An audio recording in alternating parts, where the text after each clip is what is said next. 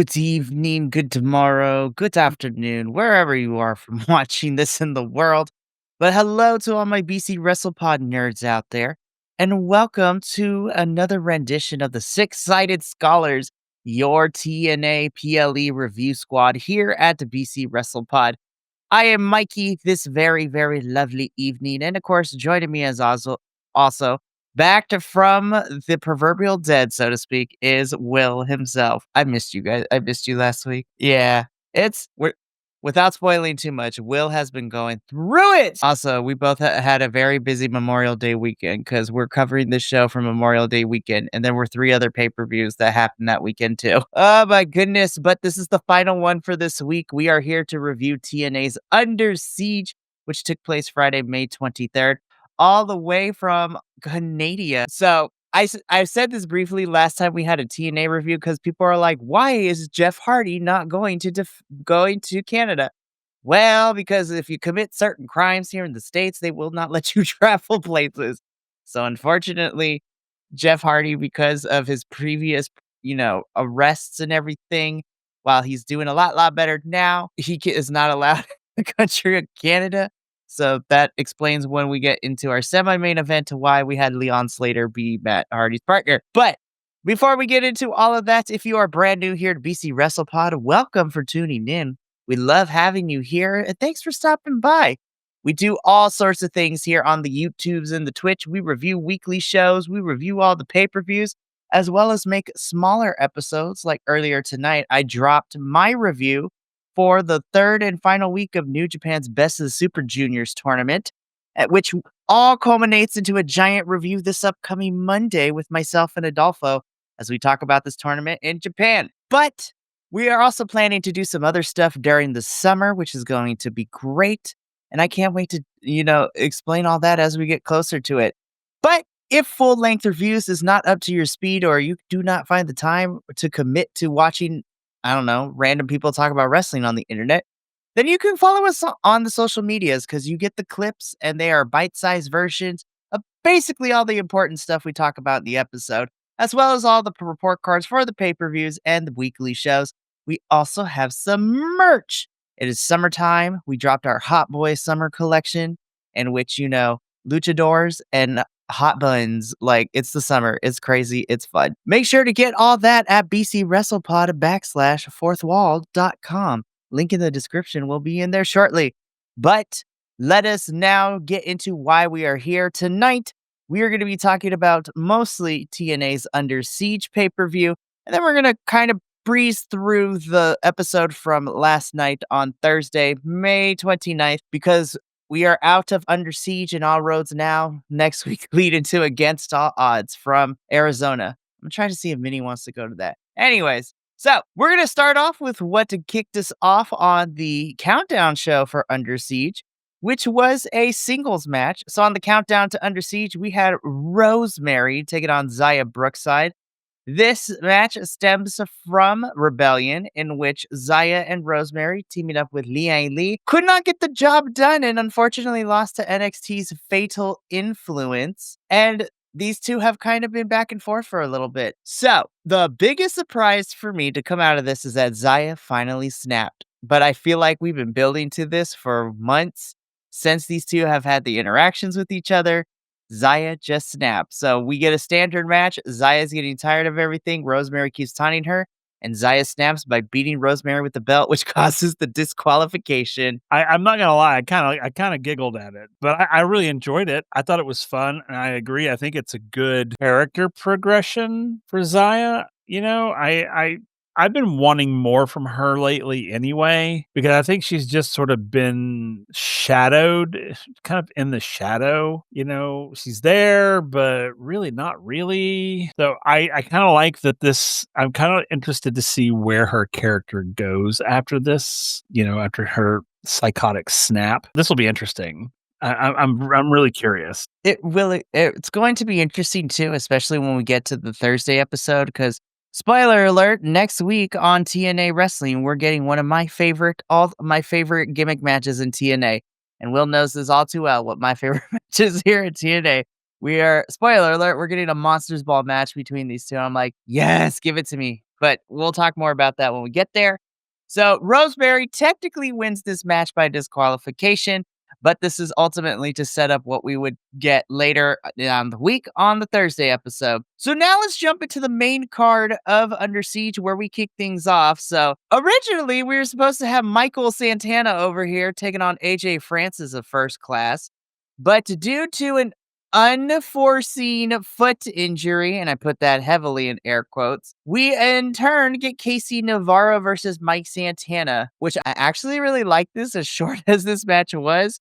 Regardless if it was AJ or Casey, Mike wasn't walking out the loser here on this match, especially since Mike is now finding himself in position in the TNA World Championship. But more on that when we get to the review of the Thursday episode. I think the most fascinating part about this was not the match itself. The match felt like a standard Mike Santana is going to beat up on Casey Navarro type of match. That's exactly what we got. But Casey has always proven me that he can hang with anybody. What I found interesting was what happened after the match because surprise to absolutely nobody, AJ Francis was faking his injury and he was beating up on Mike Santana. But even though he eventually joined AJ and beating up Mike Santana, Casey Navarro showed some hesitation. He shook Mike's hand afterwards, and it took him a little bit. He's like, "I don't think I'm going to be able to. I'm not sure if I should do this." And then inevitably, he begins beating up Mike Santana with AJ Francis. I'm very intrigued that Casey's starting to doubt what he's doing with AJ now, which is kind of fun to watch. Well, what did you think of this match and everything that happened afterwards? Well, I thought that the match, like you said, was a pretty standard match. There wasn't anything super special about it, other than AJ, faking his injury and trying to disrupt the match with his crutch and all things like that. But I was really kind of excited though that Casey Navarro was wrestling Mike Santana instead of AJ Francis because there's no big secret. I can't stand AJ Francis, but I do like Casey Navarro. So I was really excited for this. It wasn't surprising. This is what I really really wish they would do something different. We know what's going to happen. I mean, I knew it was going to happen before it happened. I knew it. But see, with the hesitation though, what I would love to have seen Casey Navarro turn on AJ Francis. That's what I wanted to see. And that's not because I dislike AJ Francis. I just think that Casey Navarro needs to come out of from hiding behind AJ Francis, or not even hiding, but being pushed behind AJ Francis and become his own sort of character, his own person. And I would love to see that. So what happened didn't surprise me one bit. I figured some shenanigans were going to happen.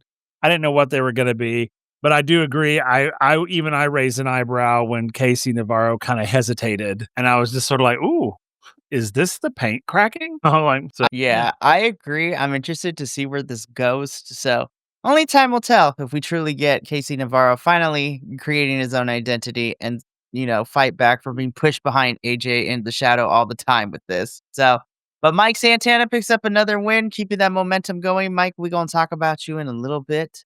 But right now, we do got to talk about this. Damn it, Diener, you weren't supposed to make me cry. There's no crying in wrestling, damn it. But I did anyways because I actually felt bad. So we get Eddie Edwards versus Cody Deaner. The stipulation is if Deaner loses this match, then he is officially gone from TNA, or so to speak. But who knows? That we'll see what happens with time tells. I can't believe I'm saying this. I feel that because there was such an urgency, this was probably Deaner's best match in the last couple of months, where it wasn't him getting squashed or smacked across the face by the system. But of course, Alicia Edwards couldn't help but stick her nose in business that wasn't hers. No. And unfortunately, thanks to the Boston Knee Party, Eddie Edwards is able to pin Cody Deaner, and Deaner is no longer in TNA. where's he going? Do you know where he's going? I honestly don't know. I haven't even read that his actual contract is up, so I'm still holding out hope that this is just a storyline purpose. I hope so But too. I was just like, you can't give me like 2 weeks of promo, make me love this dude, like tell me he's got 5 kids, and then he's actually gone. I'm like, what? The match itself is actually pretty good. Now, granted, I don't, we're tired of the system and their shenanigans and all that stuff because they continue to do it all the time. But if I remove that little element, I do like Eddie Edwards and his wrestling. And I thought these two put on a really good match, but I'm still sad by the result of this. Me too. I was kind of bummed. And I thought it was a wee bit harsh. I thought this whole them degrading him like that, I was like, I get it. The system's bad. We get that. But I thought it was a little I'm sorry, but when they were They like went for his they went family, they went for the jugular after the match. I'm like, "Oh my god." I was just like, I didn't understand any of that. And I'm just like, Well, okay, and I hope it right? is just storyline. I hope that's what it is because I really like Diener. I really do. I mean, I really do like the guy. He just feels to me he feels like the underdog that's gonna turn around and bite somebody real soon. So Well, okay. So you mentioned things that you don't understand. So I was like, "Oh my gosh, the system's kinda harsh. This is kinda crazy." Tell me then okay, this is where I started to get confused. I was just like because then we get, of all people, because of, Eric Young talking to Diener before his match even started, but the Northern Armory come out and they, like, wanna defend Diener's honor, and I was just like, "Am I watching this in the Twilight Zone? Like, weren't y'all, like, bad guys, like, last week?" Like, "Man," which then leads it can yeah. I'm sorry, but can I say that Also, this version of Northern Army, but this version of Eric Young, I was like, "I don't know what happened. I think you just stopped dyeing the beard, but I'm here for, like, TNA Murder Grandpa here." yeah, literally rooting for them. I don't know, but there were I really, really liked Young and the Northern Armory. I really did. Whatever this version of them is, whether it's just temporary or whatever, they should keep it because I really liked it a lot. I do too. This felt like, as far as the match itself goes, this felt like a standard six-man tag in TNA, but I really do enjoy this again. Northern Armory come out on top, and it seems that we're entering into a program between them and the system, which I'm all here for because it gives the system somebody new to fight outside of like what we've been getting over the last month or two. And you know what? It's an interesting direction for the Northern Armory as well. So, more on that in a little bit because right now, this is an end of I was shocked they actually pulled the trigger and Spitfire is no more. I know. And I was like and this so, okay. So we get this match made, and then it wouldn't be until we got closer, like the go home show for before Under Siege, where we find out that we updated this match to a House of Elegance no DQ match. So anything goes here. But we also get the stipulation that if Spitfire loses, they have to disband as a tag team. Yeah. Now, I will say of every match that was on this card, this match, as entertaining as it definitely had its scary spots, Yeah, it especially when did. we got to the table. Because towards Mhm. the tail end of this match, Maggie Lee comes out, and she kicks Danny Luna to kind of help the House of Elegance do all that. But because she kicked it and then we go into the spot, Danny completely misses the table, but the back of her head hits the table but does not break. And I'm like, oh Mm. no, please don't tell me we have concussion protocol in effect now. Cause ooh, that was a scary bump, Will. And I'm not gonna lie, it took me out of the match a Mhm. little bit. And then I also, when we finally got the redo with the power bomb through the table spot, I was like, "Oh god, both of them look like they hurt each other on the way down." Mm. Oh, no. Ultimately, it would be House of Elegance to not only retain their TNA World Knockouts Tag Team Championships, but it is the end of Spitfire for now. So we again, wrestling, TNA, why you make me cry twice in one pay-per-view. It's so okay. So to give a little bit of insight, Will, I talked to Andrew about this, and Andrew's like, as much as it sucks for them, there is a silver lining. We get to see what these two can do individually, but it's kind of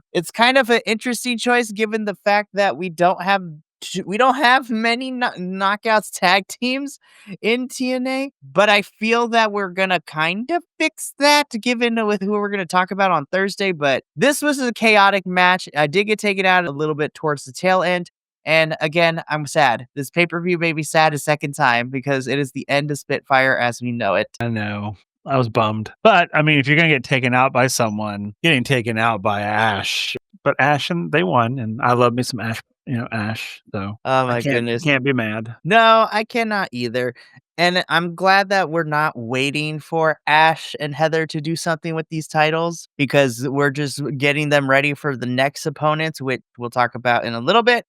But again, this was a fun, chaotic match. It's what we expect from a no disqualification street fight esque type of match. I love that they put Feather Boa to the stop sign, which gave me a chuckle. And I was just like, I was like, I got heated.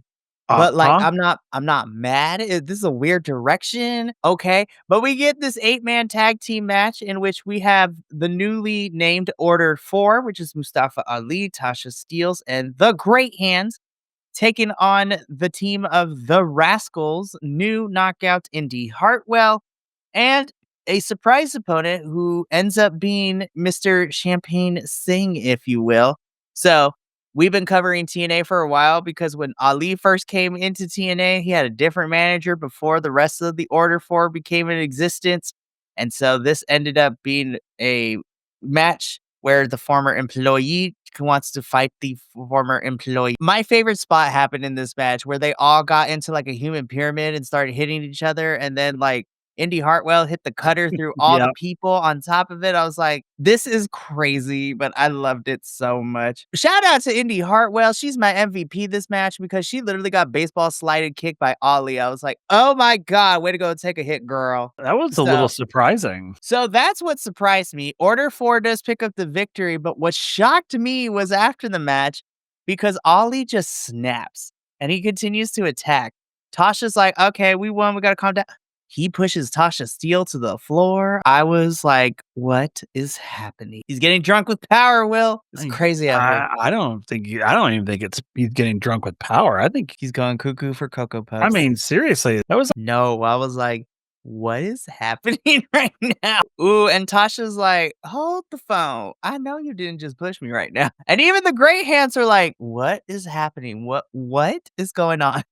So yeah. again, interesting character choices. I am sad that Team Rascals and Indy did not win, but Order 4 winning makes sense for now. And as we'll discuss in the Thursday episode, things continue to be a downward spiral for Ali, which we'll talk about. Though I did get a little worried because we were a little more visceral towards Tasha on the Thursday episode, but we'll get there when we talk about that because I was like, I don't know how I feel about this, but we'll talk about it in a little bit because right now, Ariana girl, I give you flowers. You tried, but we knew we all knew. We knew, girl. You weren't walking out the winner on this one. And as crazy it is to say, this Robert Stone versus Santino storyline that's been going on for like the last couple of weeks and going into Under Siege and what we're going to talk about in the Thursday episode. I can't believe I'm saying this, but this is like one of my favorite stories right now. Well, we'll talk about it in the Thursday episode because I cheered with adulation. But I was like, this was a losing battle. I will say though, it was nice to see Ariana back into the ring because it's been a hot minute since we've seen her wrestle, and I'm just like, I love you, Ariana. But Tessa won. Oh, it broke my little heart, Ariana. You tried, girl. You tried, but tried. It was not good enough for you on this one. Though I will say though, whether it's real or not, I Tessa did kind of take a nasty bump, and I was like, "Oh God, Tessa! As much as I don't like you, nobody needs to get hurt out here. Like, we don't need people getting hurt out here. That is how retirements happen. We have seen it enough times where somebody gets seriously injured, and they have to retire, or they are never the same. And I know it's not the same thing, but we just went through this with Chris Bay. I don't want to go through this with another person in TNA, man. I don't really have much to add. This Ariana tried, but this is a one-sided fight. She Yeah. tried. But, I was mad it at Rob. wasn't Yeah, but it go ahead. wasn't bad. I was pleasantly impressed with Ariana Grace and how much she did keep up with Tessa. I mean, because when I first was like, "Oh god, Tessa's gonna, like, wipe the mat with her." And for the most part, I feel Ariana held her own. I was kind of very proud of her, actually. I was just like, "Way to go, girl." I mean, We were seriously, we were that's the surrogate Tessa. Santinos in that moment. We were both proud daddies Yeah. of Oh, I know. Ariana. Man, I agree with you. Ariana, she put her best foot forward. She was able to keep up with Tessa, but ultimately Tessa would win. And we'll talk about them in a little bit. But I actually, as much as I don't like Tessa, I have to say I think this was a good showcasing for Ariana. I Yeah. think, and honestly, sometimes that's what needs to happen. So Mhm. I'm excited to see her that she's back in the ring now. Me too. But yes, I'm not gonna lie. I think this is probably my favorite match. Miss Crawford, I did not know that was yo. Can you stay in TNA for a little bit?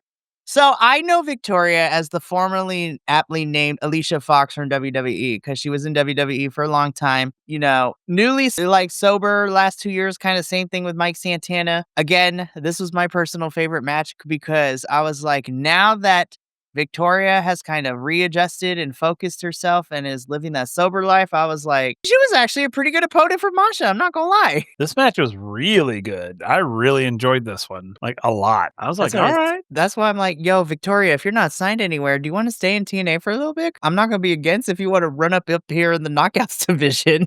Seriously. And I'm gonna be so for real, like, I talked about it when I reviewed Rebellion by myself, but the biggest low point of the whole night, unfortunately, was the Masha and Tessa match because nobody wanted to see it, and it just sucked for Masha because she finally worked for the last 3 years to finally get this championship, and then at Rebellion, nobody cared about her match, not because it was her, it's because the hatred for her opponent overshadowed her. So I feel that this was a redemption for Masha, and I think this was a really good showcase for Victoria too, because again, now that she has refocused herself and she's re-energized, Victoria came in swinging, and she actually was able to kind of counter Masha a little bit throughout this match too and hold her own. Ultimately, Masha would end up getting the victory here, and but still, this again, this was my personal It was favorite mine. match of the whole Yeah, entire night. mine too. So It was so good. I loved it. I'm so excited. This was so good. And Victoria, we gonna talk about you and Masha in a little bit because right now, Matthew Hardy and Leon Slater, I love you together. I would like you to continue fighting as a little trio with Jeff. Dare I say it? I also really like this match. This was for the TNA Tag Team Championships. The Nemeth brothers defending the titles against Matt Hardy and Leon. I'm really hoping by the end of summer we see you with some golds because I feel like it's long overdue. But I digress. This is a fun little match. Of course, this match is happening because Jeff Hardy cannot travel to Canada, and so Leon Slater can travel to Canada. So Matt Hardy and Leon Slater are teaming up against the Nemeth. This is a pretty fun match. Pretty good as a tag team, and the Nemeth brothers do end up retaining their championships. Are we surprised about that? No, not really, because they just won them at Rebellion. So I don't. I figure they're not going to lose them anytime soon. This was a fun match. I wouldn't say this was like a five-star classic, but I was like, "This is a pretty fun match. I'm okay with this." Yeah, I don't it seems a little too slimy, you know? I don't mean you know, and I know wrestlers go from face to heel all the time. This just feels like slimy, It you know? it felt like a really quick turn because, like, I Yeah. feel like we had a little more story left to tell between Nick and Joe when Joe won the title, and then after Sacrifice, we kinda just pivoted him into the tag team championship scene with his brother, which I was like, "Okay, I mean, I'm not mad at it, but I feel like we could have gotten one more match between Joe and Nick for the world Mhm. championship." But we kind of pivot them really quickly, and then again, they won at Rebellion and are the new tag champs, so it was like, "Okay." I mean, I'm not upset, No. but at the same time, I'm like, I feel that we pivoted too quickly into Yeah, this. that's what I'm saying. It like I maybe that's what it is. Like suddenly it's like, okay, I gotta be a heel. So let me be the stereotypical heel. But when he comes, even when he enters, when he like entered the arena, I felt I felt dirty. I felt like, and I don't mean in that, ooh, I feel dirty, but like I liked you. I don't like you anymore. Like, and I normally, I hate the good heels. I love a good heel, 'cause they make me hate them, but I don't hate him because, or not, hate's a strong word. I don't dislike him because he's a heel. I dislike whatever aura this is. It literally makes me icky. It's very like, and maybe I'm using the wrong decade here, but it's giving me very 80s like Hollywood, like jock type of energy, like we would see in like Revenge of the Nerds and kind of stuff like that. I was like, it's giving me very It's douchey very energy. yeah, it's very cringy, and I just like, every time they walked out, I was just like, no, like, his brother Ryan, yeah. Ryan, thank you. I was like, why I was gonna say Brian. I was like, it's not Brian. Him with the punchable face. Yeah. Well, but Ryan, it works for him. That sort of persona, it works because when I saw him and he was portraying that, that Ryan Nemeth sort of douchey, it works for him. I don't think it works for Nick. The idea of that sort of douchey. I literally, this is gonna sound so bad. I literally, what I get from this version of Nick Nemeth is that he beats his wife. Ooh. Oh, Yeah. oh no. Seriously, that's what it feels like, "Don't give me lip," and he backhands her. I mean, that's what Ooh. I'm getting from this, and I don't like it. I don't that's why I'm saying it feels slimy. It feels I don't know. I feel dirty whenever I watch him, like, when I he think yeah, I think the best way, at least for me, to kinda describe it is I feel like we accelerated how we got here. We skipped a couple of, like, plot progression in terms of the development of okay, so he lost the world championship, and he teamed with everybody in that match at Sacrifice in the steel cage match, and then he decides to turn because he wants to prove that him and his brother Ryan are the best brother. Let me remind you that the reason that they feuded with the Hardys to begin with is because they wanted to prove that they were the better brother tag team. And I feel like we skipped a couple of plot developments in order to get to that point. So I was just like, ew, I can't get behind this because it's very douchey and we kind of progressed it a little too hard. I mean, the Nemesis do retain the championship, so we are going to be stuck with them for who knows how long they are champions. So I don't work at TNA, so I can't make that decision. But let's get into our main event, which made it a little bit better for me. Trick Williams of NXT and Frankie Kane taking on Joe Hendry and Elijah. This is a really fun main event. I'm not even going to lie. I think this is great. Like I said, hate Frankie's character. His wrestling is really fun. I love Joe Hendry and Elijah as a tag team. I have said this since Elijah debuted on TNA. I love Yep. this for them. And surprisingly, Trick fits very well in a TNA ring. Not even gonna lie. So, like in ring wise, I was like, you know what? If Trick were to come over and do a little stint over here, I would be okay with this. Now, granted, this pay per view aired on Friday. So these were my thoughts before I watched the NXT Battleground pay per view on Sunday, which the whole entire TNA world flipped upside its mother tucking head. But Will, as the president of the Joe Hendry fan club, what did you think of this main event match for Under Siege? Oh, I loved it, and I love him and Elijah together. I hope they with everything that's happened in the last within the whole NXT thing, I hope I hope this isn't the end of that, you know what I'm saying? I hope that, "Oh, well, the title's not he doesn't have the title anymore, so he's just gonna go away." And I really hope that's not the case. I hope he and Elijah I would love for them to create a, like, official tag team because I don't we've I think it'd be really cool because Joe Hendry, the thing I love about Joe is he's kind of been everything except the other side, the other half of a tag team, like a really true, like, A team intimate that has tag potential team. to be a tag team Yeah, champions too, yeah. and I think these 2 do. I totally could see these 2 going and taking the tag team Their titles. their vibes are so similar, like, Oh, I it's love them. great. Oh, it's so good. I love it. Yeah, so I really enjoyed this match, and I agree with you. I kinda like Rick in TNA. I kinda actually really like him over here. It would be really neat if he left WWE and came over to TNA. Do something similar where he's here for a couple of months, like, I Yeah, would yeah, do a does a small little stint or stint here, whatever. yeah. I think that would be cool. I really do. I think that the funny thing about it is I really think TNA is kind of more his speed, you know what I'm saying? I think Trick Williams has outgrown NXT. I think he's outgrown it. So either you move him up to the main roster or he needs to, like, switch sides. He's on this little excursion here in TNA, which, and again, I agree with you because, again, we'll talk off camera because I want your thoughts on certain things because we saw lots of titles change hands this past Tuesday on NXT. And then there was also confirmed reports that a lot of these people we just saw this weekend are now going up to main roster, but we'll talk about that off camera. Trick Williams is still stuck in NXT. He has literally lost 3 different times to Obafemi for the title. So again, having him as your TNA World Champ, spoiler alert if you haven't seen Battleground, could be something interesting. And if he's gonna stake around in NXT, not NXT, for TNA for a little bit, I'm okay with that. Like, have him stay here, have him run through all the way up until Slammiversary or whatever the August pay per view is, and then send him back over to NXT. I Well, I think, mean, he's got the TNA championship title now, so, and is I mean, traveling between 2 brands at this yeah, point. and I'm pretty sure that he's gonna lose that title in TNA. Right, which So we'll he's discuss gotta in be a little there bit. for a Yeah. little I know.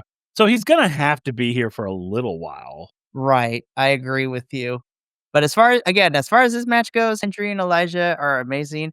Also, I didn't get to tell you this because you and JT couldn't make the Rebellion pay-per-view, but when Elijah came out, I'm like, "My god, I can grade cheese on all those abs." I was like, "This man is tall and he is jacked. It is ridiculous." I was Yeah, also like, "Call me." Anywho, right? but Joe Hendry and Elisha win. They celebrate as Under Siege goes off the air, and that was the Under Siege portion of our review. Overall, this was a pretty solid pay-per-view. I'm not gonna lie, I didn't really have any high expectations for it, but I rated it a B plus. I really enjoyed it. I thought it was pretty good. This was a pretty fun one. Now, let's get into it because this past Thursday episode had me ups and downs all over the place really quickly. So I'm going to briefly run through this TNA episode. I said I would only cover the matches and the important backstage segment, but this episode had too many. We're going to kind of speed run this, and then Will and I are going to like give our quick thoughts on everything. Because first, I need to report a hate crime because why is it that it's always the Latinos that always get attacked in these segments? The system take out Octagon Jr., so poor Laredo kid over here has to fight by himself.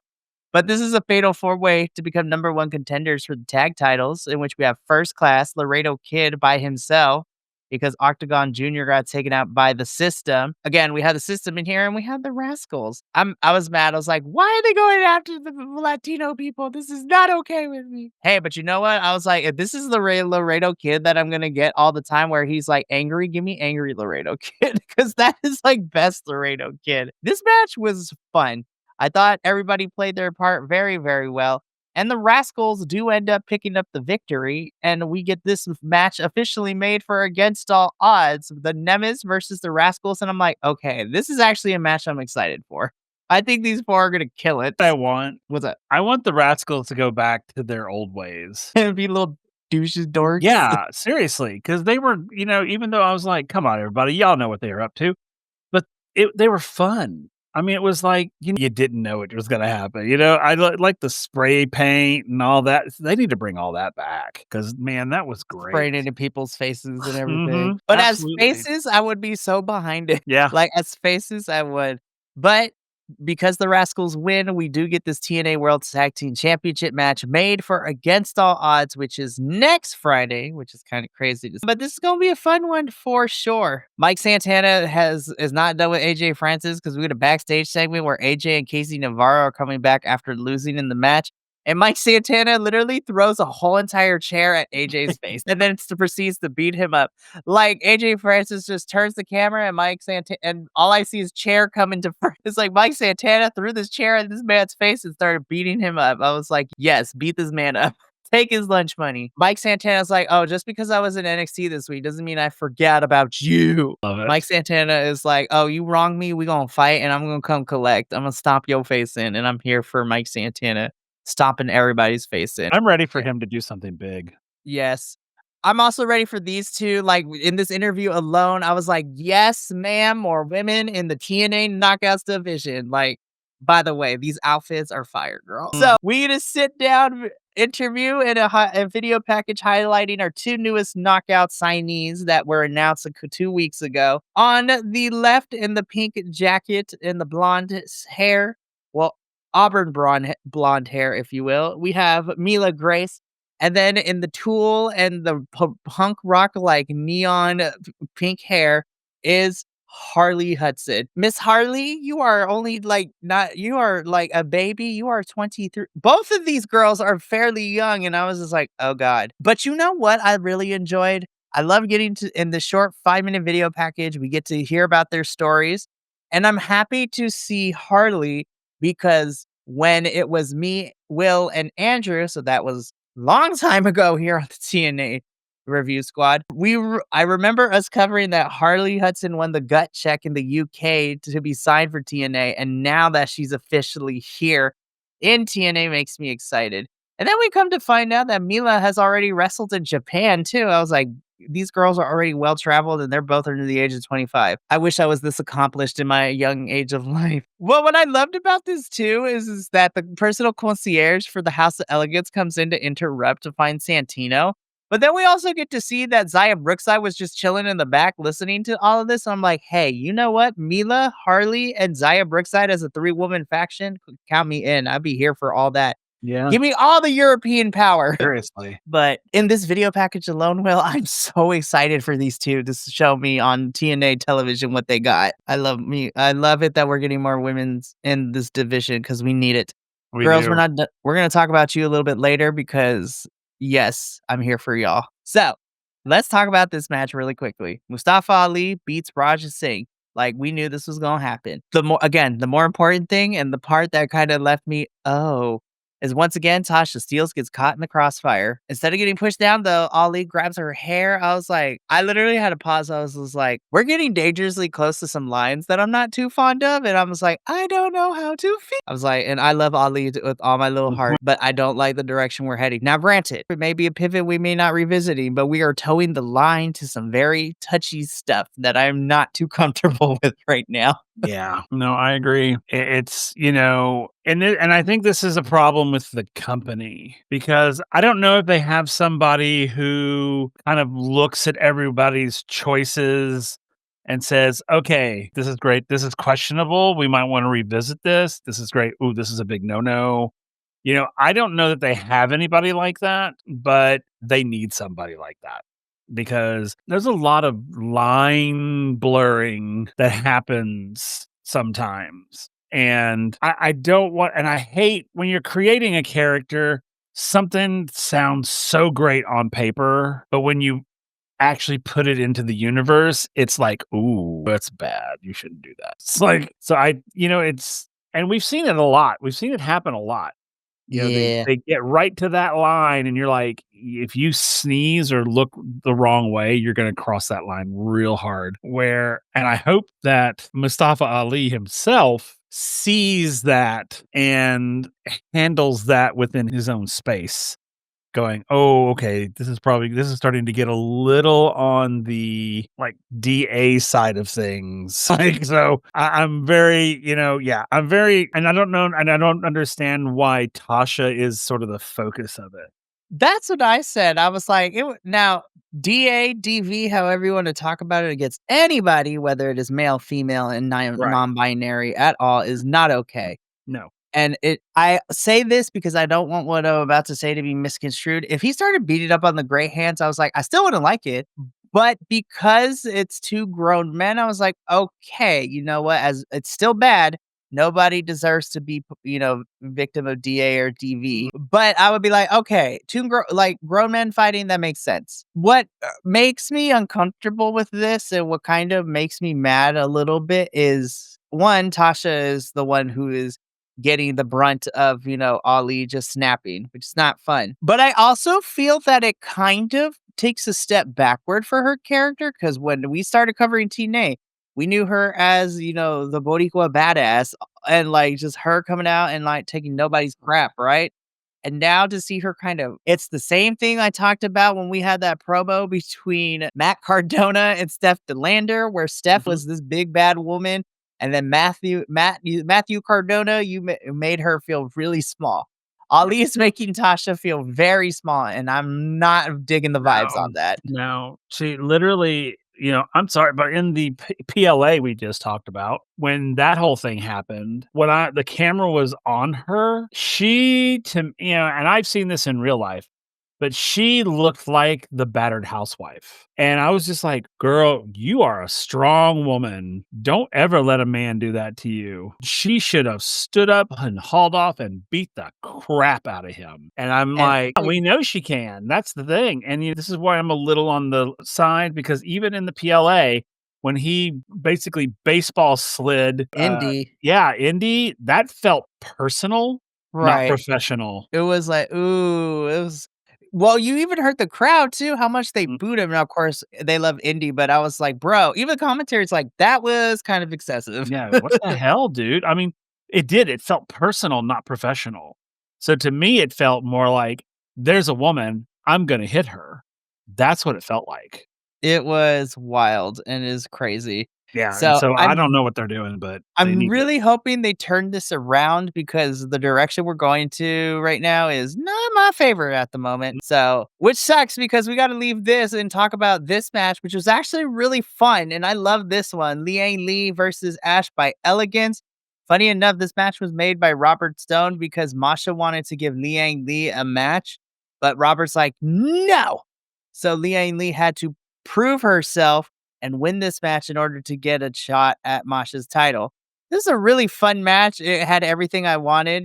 Liang Li showing off her martial arts, Ash by Elegance leading into the comedy spots a little bit, like with her running away and not wanting to get kicked in the face and protect the moneymaker, which was Mhm. fantastic to watch. Ultimately, Liang Li would get the victory. Afterwards, Masha would come out. She is a woman of few words in this segment. She's just like, I will give you a she's like all she said to Liang Li was that I'll see you at Against All Odds. And Will of the this of the six matches that got announced for Against All Odds after Thursday's episode, this is one of the two that I'm looking forward to the most. For the TNA World Knockouts World Championship, Masha Slamovich versus Liang Li. I was like, yes, these girls are gonna beat each other up in a good way, and I'm Mhm. excited for it. Yep, agreed. Seriously. I'm excited. I'm hope Andrew was excited when I sent him the matches for this card, and he's like, "Yo, Against All Odds looks pretty good." I was like, "Right, this card looks really strong, and we only got six matches. Who else? Who knows what else we gonna get on this?" But again, I'm really excited about this match. Trick Williams couldn't be bothered to be here live because he wanted a 5-star hotel in first class. That was not gonna happen for him, so he gonna show up when he wants to. I will say the one thing I'm really enjoying is these small little stories that TNA is starting to develop because there are certain people in the men's locker room in TNA who are kind of upset with Joe Hendry not only losing the TNA World Championship, but losing it to a non TNA star. So, some people have been talking on the internet, and that is the basis for one of these matches that got made for Against All Odds because Frankie Kazarian laid it into Joe Hendry on the social medias.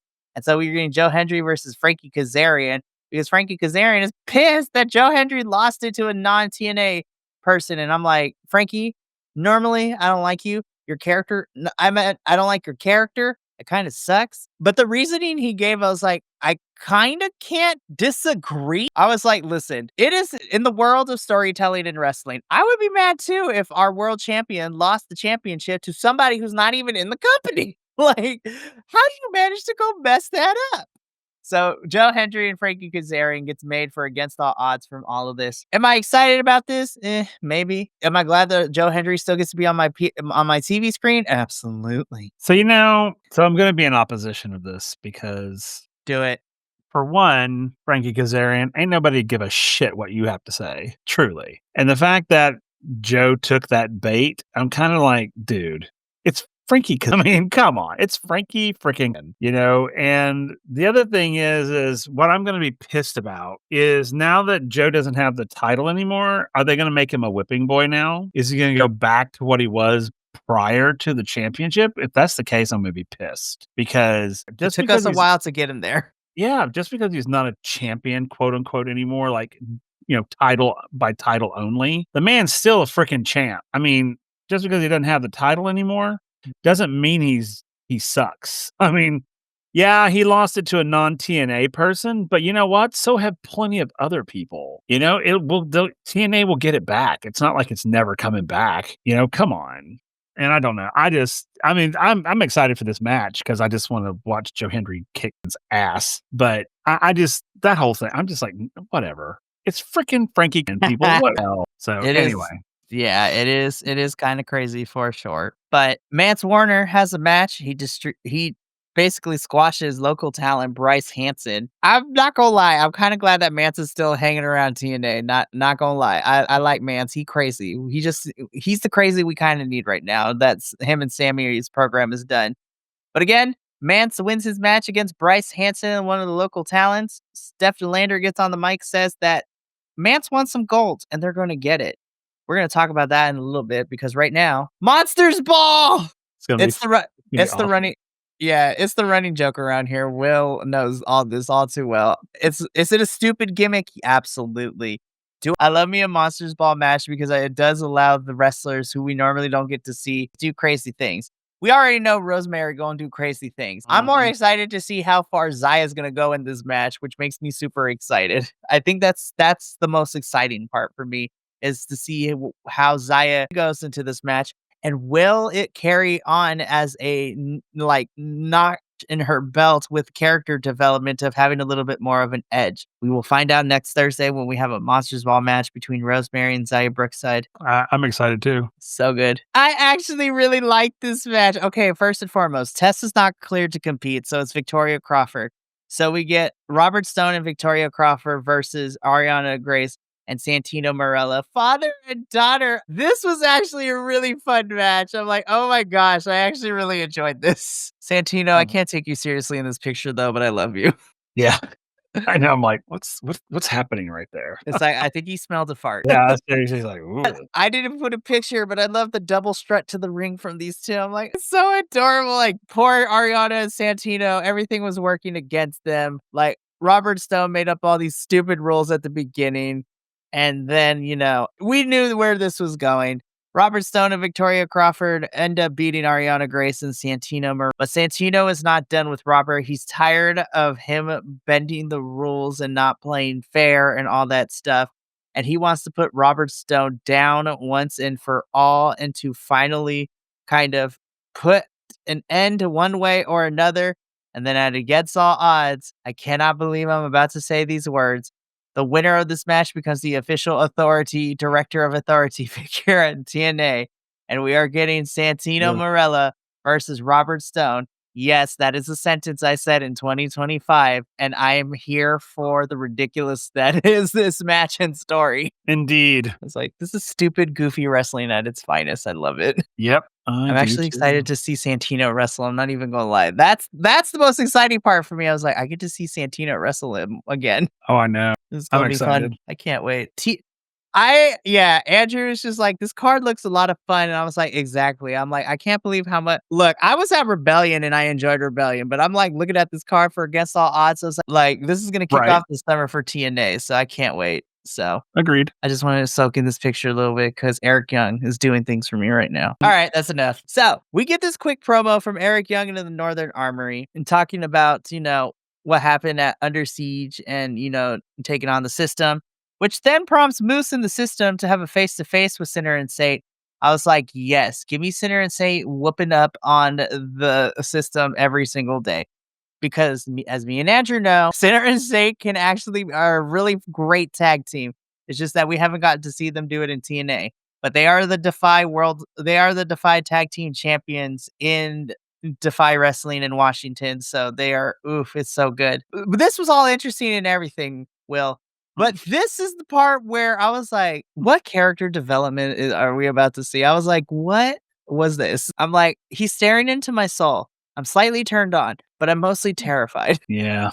This was nuts. I was like, why is he just hanging out staring at the camera? Are we about to see him go cuckoo for Cocoa Puffs? Probably. I'm kind of here for that. In the words of Paris Hilton, that's hot. But honestly, if this means that we get a very and I know I make fun of the mass and say it, but literally, if the Northern Armory become the physical embodiment of Casey Jones from the TMT lore and just that personality alone, I'm kind of here for it. I'm not gonna lie. Okay, that's fair. So Okay. again, we're in the early stages. I will if it's still early, it's too early to tell. They might pull the rug out from under me and be like, I hate this. This is quack. But who knows? All I do know is that Eric Young has a match next week, and if he can win, Moose said that he does get a title opportunity for the X Division Championships. That's going to be an interesting one for sure. So I would not be surprised if we get that match for Against All Odds, but we shall see what happens because right now we have the makeover of Maggie Lee, who is now M by Elegance. Girl, you look good in a black dress. Not gonna lie, girl. Like, she a tall one too. I was like, ooh. But let me tell you, yes, give me these two every single day. We get them essentially. This sets up a match because Mila Grace and Harley Hudson crashed the Elegant House of Elegance launch brand of M by Elegance, and so it's going to be Heather and Maggie by Elegance taking on Harley Hudson and Mila Grace next week, and I am ecstatic. I cannot wait. Steve Macklin, I want to see you with this intensity every single time you defend this title. I was like, yes. So we get the TNA International Championship, Steve Macklin versus Matt Cardona. We were supposed to get this match at Under Siege, but because of the dog collar match that Steve Macklin had with Eric Young, Macklin was not cleared to wrestle with a skull fracture, they said, which was kind of gnarly to say. But we got this match itself. Macklin, I love you, you squared jawed bastard. You and your big mouth. And Matthew Cardona, I like you. You great. This was a fine main event. I wasn't expecting Steve to lose here, but I will tell you this. Again, the match itself was fine, Will, but this picture right here has me more excited. These bitches are about to fight. Somebody is gonna die or go out on a stretcher, and I'm here for the violence. Oh, I can See, I'm biased because Mance is also in GCW, and this bro is like beats everybody to a bloody pulp. I will say, if you have not, it is free on Triller. I am happy to give anybody my login, but Mance Warner and Masha Slamovich had a match at a GCW event earlier this year. Probably one of my favorite like intergender matches ever. Not gonna lie. Alrighty, but I do want to hear your take, Will. So we had Macklin versus Cardona as the main event for the TV episode, and we are getting this match for Against All Odds. So your thoughts? Well, I mean, I'm excited because Macklin. I've really kind of grown to like him a lot since the whole him and Josh Alexander thing. I really liked his sort of shift from heel to face. That whole thing. I've really kind of really gotten to where I really like Macklin now. So whenever he wrestles, I tend to go for his on his side. So I'm excited about this because I mean, Mance Warner. I know Mance Warner. I know how freaking crazy he is, and so this will be an interesting match because, Macklin is so brute strength and Mance is more like that chaotic energy. So it'll be interesting to see how those two they go against each other. I'm actually quite curious about this match. I am too, and we don't have to wait long because Against All Odds next Friday, which is nuts. Oh, yeah. It's gonna be crazy because we're gonna be reviewing the Go Home show, and then we're also gonna be doing predictions as this event is happening live. So this is gonna be an interesting one. But we're not done because this is the person who truly ends the show. He's like, come Tuesday, I'm gonna take that TNA title back from Trick Williams, which sets up the finals match that is made as of last night on TNA. So we are getting a TNA World Championship match on NXT this Tuesday. Trick Williams defending the TNA World Championship against Mike Santana. Whoever walks out of that NXT match as the champion will immediately go into Against All Odds to defend the TNA World Championship against Elijah. I'm like, how did Elijah become number one contender? But then I thought about it, I was like, do I care? No, because I think this is going to be a fun one for sure. Now, granted, just because I want to see a slobber knocker, Mike Santana versus Elijah would be nuts. But I have a sneaking suspicion that Trick is walking out NXT as the TNA World Champion this Tuesday, but I don't think it's gonna be clean. I'm gonna be so for real, Will. Like I like Trick Williams. I never want to say anything too horrible, but there is absolutely no way in hell I see Trick Williams beating Mike clean. If he does, No, I would be so pissed if he beats Mike Santana clean. I'm not even gonna lie. I'm not gonna front. I can't even imagine in any reality where Trick Williams defeats a Mike Santana clean. No way. No, absolutely no way. Now, my big thing is, did they give it to Trick so they could give it to Mike Santana? That's what I was thinking too. I talked about this during the Battleground review. I was just like, I don't think Trick is holding on to this for long, but I don't think Mike is. Here's the thing. I think Mike will take it from Trick, but I don't think it's happening on Tuesday's episode. Mm. I'm going to be so for real. I think we see because of where it's at. I think Mike takes the TNA championship from Trick Williams at Slammiversary in July because Slammiversary is in New York, which is where Mike Santana is from. So again, I don't think Trick is going to hold this long, but I don't think he's losing it on Tuesday. So, but again, I'm pretty sure it's going to be Trick versus Elijah. Maybe we'll get a triple threat. Who knows? But whoever walks out as champion on Tuesday has Elijah waiting for them at Against All Odds later in the week. I'm excited to see Elijah in this match. I'm not even going to lie. I was like, damn, he hasn't been here that long. And he gets slotted into this. All right, let's go. I'm here for it. But that is going to be it for us here at Six Sided Scholars. We're going to wrap up this week as we got one more show to end the week, which is this Sunday, where at 11:30 a.m. Pacific, 2:30 p.m. Eastern, the Dual Dynasty crew will be here. We are going to be talking about Monday Night Raw, Friday Night SmackDown, and we also have a lot of news to break down.